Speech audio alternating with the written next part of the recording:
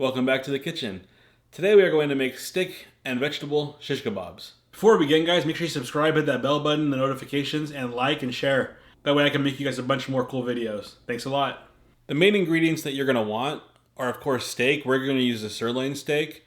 You're going to want some vegetables. We are going to use tomatoes, peppers, onions, mushrooms, maybe a couple other things. We're just going to keep this one simple. You're also going to need some other ingredients for the marinade. You will also need 2/3 a cup of extra virgin olive oil, 3/4 a cup of tomato sauce, 6 cloves of garlic, minced, or the equivalent in garlic powder, 5 tablespoons of red wine vinegar. I'm going to use apple cider vinegar and some brown sugar instead, 3 tablespoons of fresh chopped basil, 4 teaspoons of ground cayenne pepper. I'm going to use chili powder instead, and 1 teaspoon of sea salt. Mix these ingredients in the blender for the marinade. Cut your steaks into small enough portions to fit on the shish kebabs.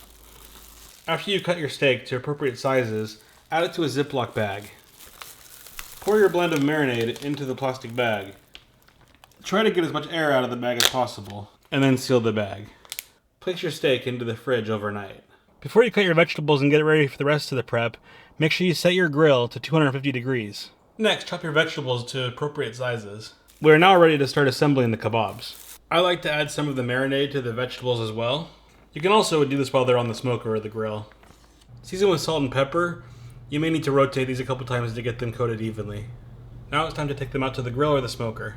We are going to smoke the kebabs at 250 degrees for about 30 minutes, and then bump it up to 300 degrees for about 45 or until done. Guys, this thing is awesome. It's tender, it's moist, it's perfectly done. Watch your temperatures on this so you don't overdo it.